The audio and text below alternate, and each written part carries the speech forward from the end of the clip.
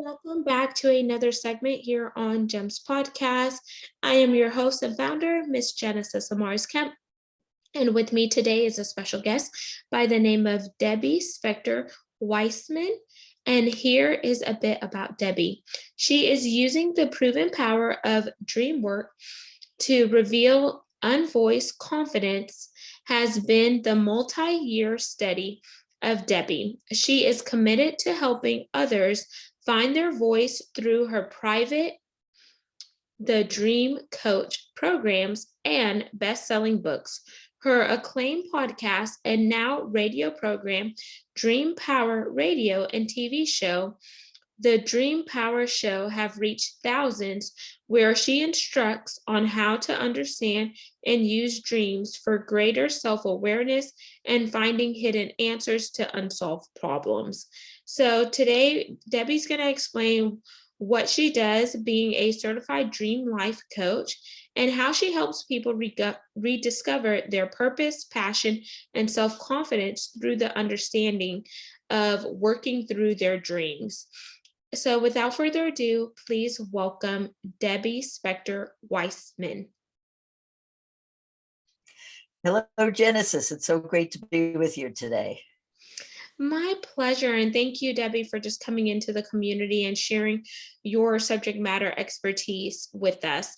And before we dive into the work that you're doing currently, I definitely want to give the audience a chance to connect with you in a fun and personal way.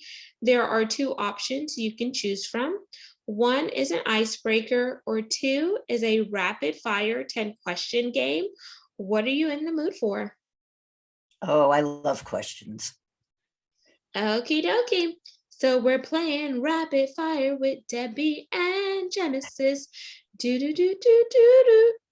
Question number one. Why did you get involved in the work that you're doing? Well, it was all because of a dream I had. And that's a very short answer to a very long subject. Question two. If you could go back in time and give your younger self a piece of advice, what would it be? It would be to stand up and speak out. Because I was a very quiet, shy person. Question three. What is your drink of choice? Coffee, tea, or something else? Coffee in the morning for sure. Question four. Do you have a favorite food or cuisine? Chocolate ice cream is always a go-to. So she's hitting us with dessert, y'all. Question five. Wait, go ahead, Debbie. I just said that's sweet tooth. What can I say? Question five. Being a podcast host yourself, is there anyone that you would like to bring into your community to interview? Well, I'd love to interview you for sure. Awesome. So I will accept that challenge and we'll set something up. Question six. What is your favorite book or movie? Wow. I should have a very simple answer to that, but I don't. It's usually the best book is the one I'm currently reading is my go-to answer. I love nonfiction and history. And I just finished a book about World War II correspondence, which I found very interesting. So not my favorite for all time, but my favorite at the moment. Question seven. If you could be a fly on the wall and listen into any conversation, past or present, what conversation are you listening into? I would love to get into Donald Trump's head and figure out what is actually there. Question eight. Are you an animal lover? Absolutely. I've got a nice little dog who's been probably my fifth, I think, dog I've had in my lifetime, but I love dogs. What type of dog do you have right now? He's a mixed terrier. little about 14 pounds, little cute little crazy little guy. Question 9, favorite color? Red. Oh, okay. So you have red on and you have some black, and then it looks like roses on your on the Yeah, the outside. kind of roses. Yeah, kind of roses. Yeah. And question 10, it's our pass or play question, and here are the rules. If you pass, our roles are reversed and you get to ask me a question. If you choose to play, I ask one last question to wrap up a rapid fire. So do you want to pass or play? I will play. Okie dokie. You get 3 random acts of kindness per day. What are your 3 today? My 3 today are to smile at every stranger I see, uh, say positive things to everyone, and give a hug. Awesome. So thank you, Debbie, for playing rapid fire. It definitely gives the audience a chance to get to know you outside of the topic that we're going to cover. So now we're going to jump into the work that you're doing as a dream life coach. And we're going to build up on the question that I asked during rapid fire. So you mentioned getting involved in this work based on a dream that you had. And you said you're giving the short form to a long answer. So the dream that you had, how did you know that you were going to turn that dream into reality and ignite the work that you're doing currently? Okay, so let me just give you a bit of a background. Dream life coaching and now podcasting. I like to call it my third career. I started out professional life as a editor and writer in New York. Wrote a whole bunch of young adult novels. In another lifetime, I like to say, it was a while ago. Burnt out totally on writing. And at the time, my husband, who's in the entertainment business, he was starting his own company doing movie advertising. And I said, I'm too burnt out from writing. I can't do this. I'm going to help the business. And so we built up the business together and got into movie advertising, post-production, lot of things involved on the back end of feature film creation. And one day I kind of asked myself, is this what I want to do for the rest of my life? And the answer was no. At the time this was happening, we actually got hired to be the post-production supervision company for a movie called What the Bleep Do We Know? I don't know if you know of it, but it was the groundbreaking Mind Body Spirit movie of the early 2000s. And at the time that we were working on it, I knew nothing at all about the subject matter. And actually, I considered myself at the time the ultimate fatalist. I was where I was and things were just, and so that movie was the one that got me asking that question, is this what I want to do? And maybe realize I actually had a choice, because I really didn't feel like I had a choice.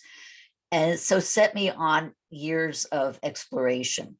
And in the course of that exploration, I met a wonderful dream worker named Kelly Sullivan-Walden, who introduced me just in the whole idea of dream work. I mean, I kind of remember dreams on and off throughout my lifetime, but it wasn't a big part of my life. But I got involved with her, and she was doing dream circles, which is where a small group of people get together and meet weekly and talk about our dreams. And, the concept is that when one person's dream is everyone's dream, so you can get to learn a little bit about yourself from listening to another person's dream. And the whole process was just fascinating to me, and I loved it. And Kelly started up her own program to become a coach. It was a very rigorous year-long program to learn everything about dream work. I started the program not so much because I wanted to be a coach, but because I just wanted to learn more about dreams. And it was a wonderful workplace, and there's a lot of stuff to cover in that program. During the course of while this was going on, I had a dream.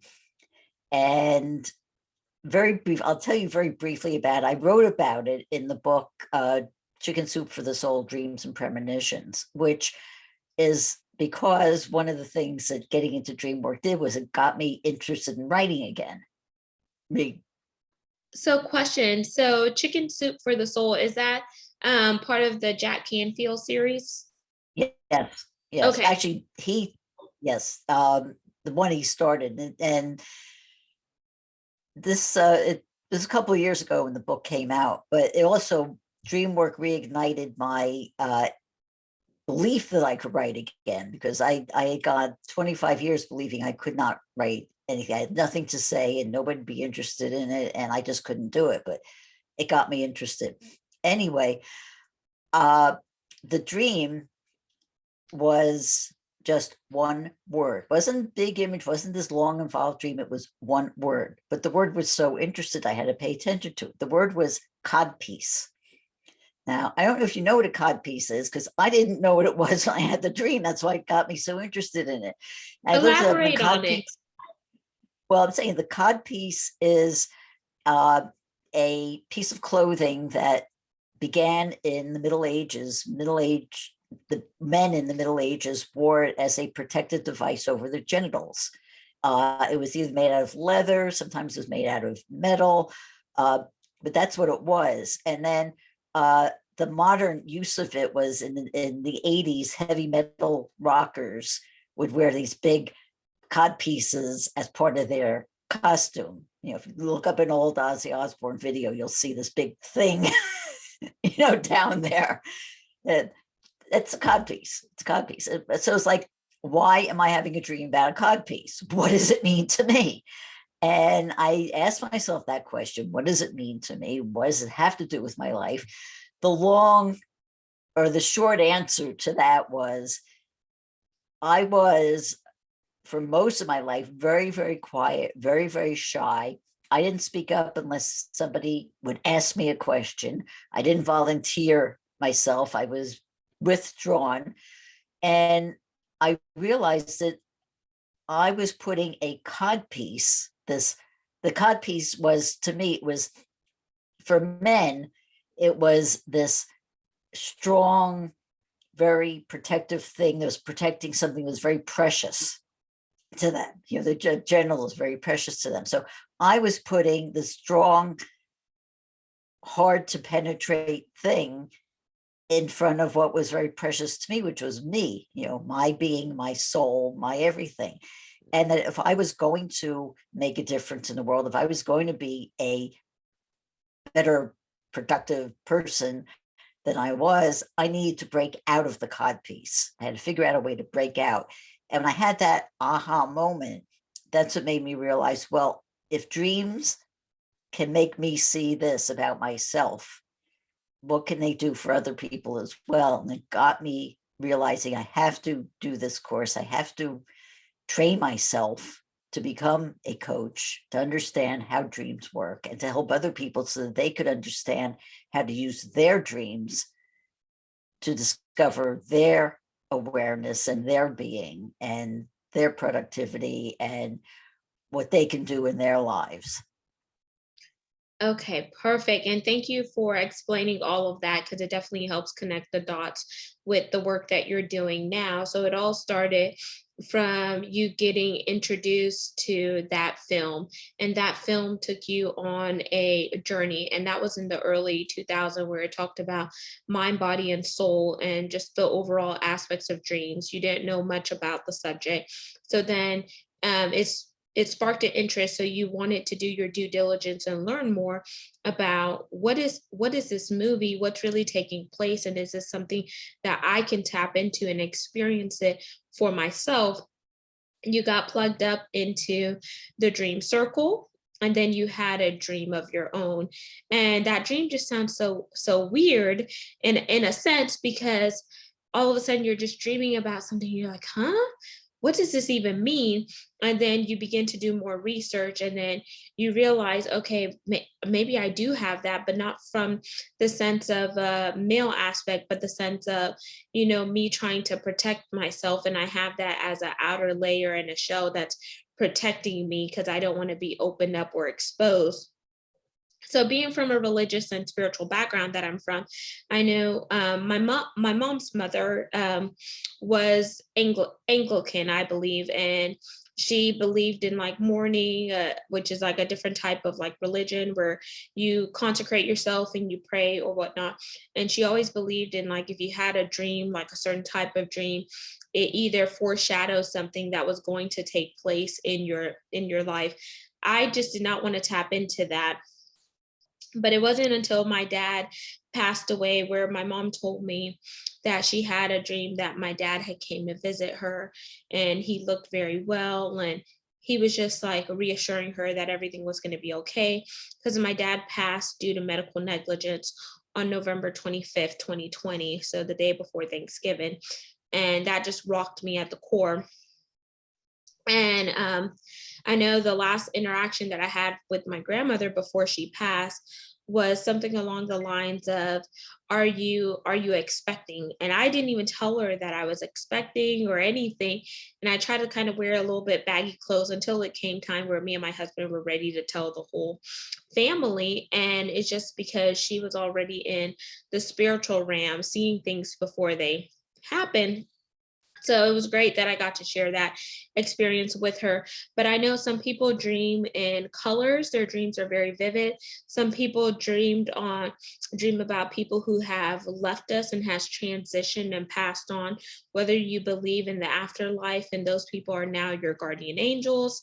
Some people dream in numbers, like I know 5 is the number of grace, 7 is the number of completion, 8 is the number of new beginnings from a spiritual standpoint, um and etc. So for someone who has a dream, because sometimes we often can't remember what we dream about at night unless you write it down like right when you wake up, so it's like fresh on your mind and you get it out.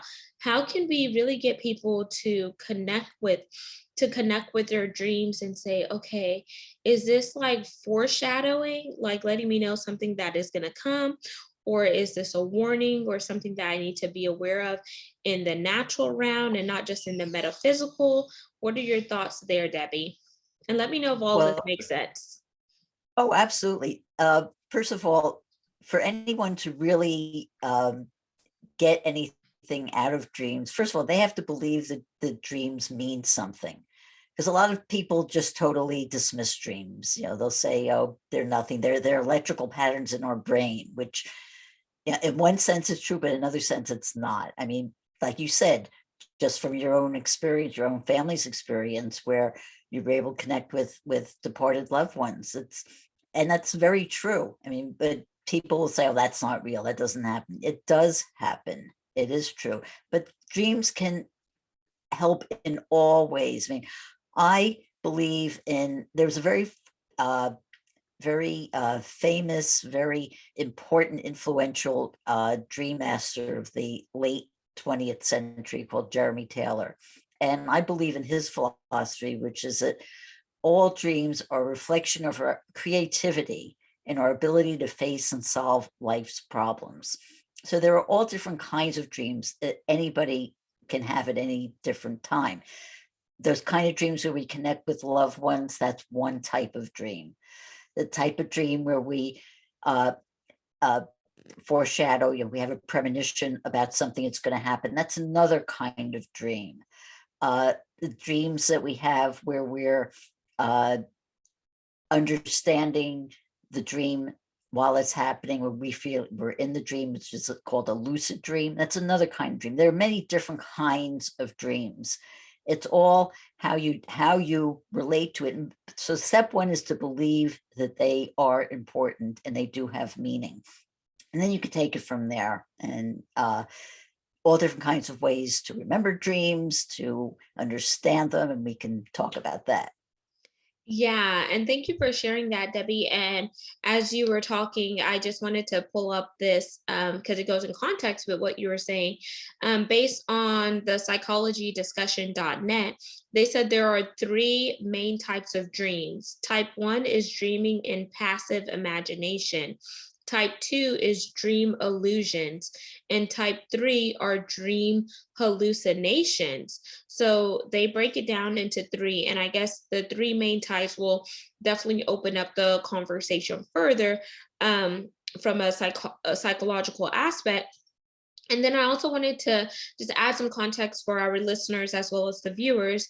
It says from dreams.co.uk, it says dreams derive from real life and the connections are constrained by unconscious desires. Hence, a dream is the fulfillment of a wish. He believed that dreams revealed unconsciously repressed conflicts or wishes. According to Freud, and that's Sigmund Freud, dreams are the imagery of a wish or impulse that has since been repressed. So sometimes, like, I've heard, like, if you go to bed angry, then you begin to dream about something that can, be traumatic or anger causing or etc. Or if you have feelings that you haven't really tapped into or dealt with, sometimes you could dream about that whenever you are in your REM sleep. So you really have to be in that deep sleep in order for some of those dreams to take place. And then I know that there are some people who daydream. They could be sitting here listening to you and I, Debbie, and all of a sudden they start to drift off and they have those dreams. And then before they know, they're like, oh, and then they snap back. Do you want to expound on any of those? There's so much to unpack there. So let me talk about a couple of things. First of all, I'm not a big fan of categorizing dreams. Like, you said that person says there are three kinds of dreams. Well, somebody else will say, well, there are two kinds of dreams. There are dreams of the past and dreams of the future. Another person will say something else. I had somebody on my show very recently saying, no, there are just two kinds of dreams. There are the dreams about reality, and then there are the metaphysical dreams. And so categorizing them, it's a way to talk about it. Dreams are endless and they're infinite, and they're also very individual. And I like to deal with the individual part of dreams because I work with individuals, and each dream is individual to a person. You can have a dream that talks about, going to a store and buying a dress. I can have a dream about going to a store and buying a dress. We're talking about the same store, the same dress, the same day, the same everything. That dream can have a totally different meaning to you from what it will mean to me, because based on our own experiences and the times and what's going on in our life at the time of the dream. So they're all very individualistic. The other part of that is that how to understand the dream depends on where we are in our life, what's going on, and how we work with it in that sense. So I'm over here like just letting it all process because I do feel like everyone has a different perception, perspective, vantage point, dot, dot, dot, whenever it comes to dreams. And I think sometimes we need to really take time to reflect on what we have dreamt about, whether it is in the night, and really I would say be intentional about it and journal about it. It's also a way that we could have a point of reflection to really understand kind of what's taking place in order to connect the dots. And I know especially whenever people are expecting, sometimes your dreams could get more vivid. At least I've noticed that throughout my journey. And I was talking to my mom recently and I was like, Mom, I had this dream, but I really can't remember what it was about. And she's like, well, if you can't remember it, don't force it, because then sometimes you try to alter it by trying to like piece things together. So I like the way that you broke it down and said that everyone has like their own viewpoints. But one thing that I want to dive into is that dream circle. What was something valuable that you took away from being a part of the dream circle and just sharing your dreams and connecting with other people who shared theirs? Were there any similarities or parallels? Okay, well, first of all, I want to say, going back to your situation, there is documental research proof that pregnant women do have more vivid dreams, or the dreams that a woman will get more intense when she's pregnant versus other times of her life. So there is real documentation for that. It's not just, something that came up. And that's another thing I want to say about dreams, is that a lot of people say, call them woo-woo. It's like, nothing, and they poo-poo it. But there is, because in the past, it's been very, very hard to have research about dreams, because, you can't wake up a person just like that and say, well, tell me about your dream. But because we have now diagnostic tools and ways to do brain scans and things like that, we're getting more and more scientific research that just proves what we kind of have been known empirically for years and years and years. People, mankind, womankind has been dreaming since, we've become thinking people. And there's been documentable true documentation of this, going back thousands and thousands and thousands of years. And whole societies have based their societies on dreaming, like the Iroquois Indians, who would meet every single morning as a group and talk about their dreams. And that's how they would plan their day, based on what the group collective dream was. And in fact, that's kind of where dream circles, the modern day version, sort of is an outgrowth of that meeting that societies like the Iroquois had.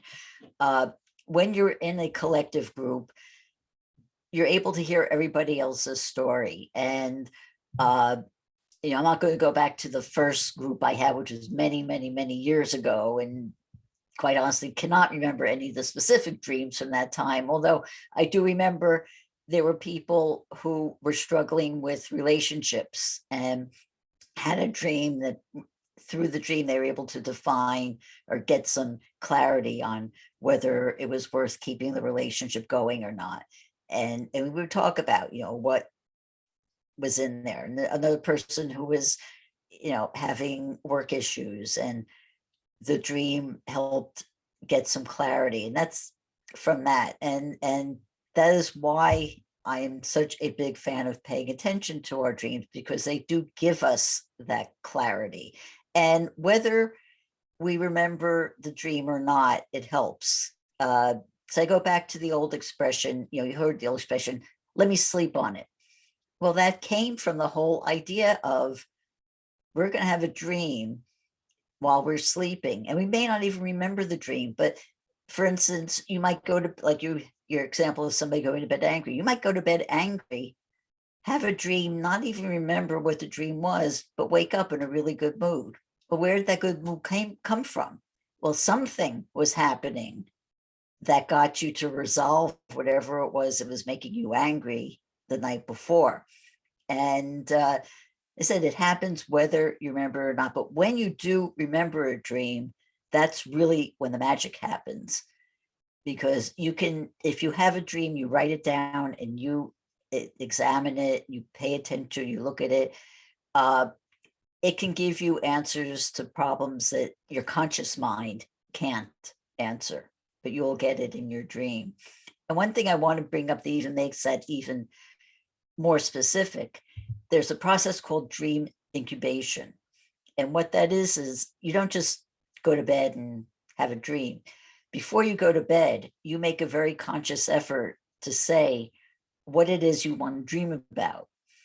And let's say, just as an example, let's say you're wondering if you're in the right job.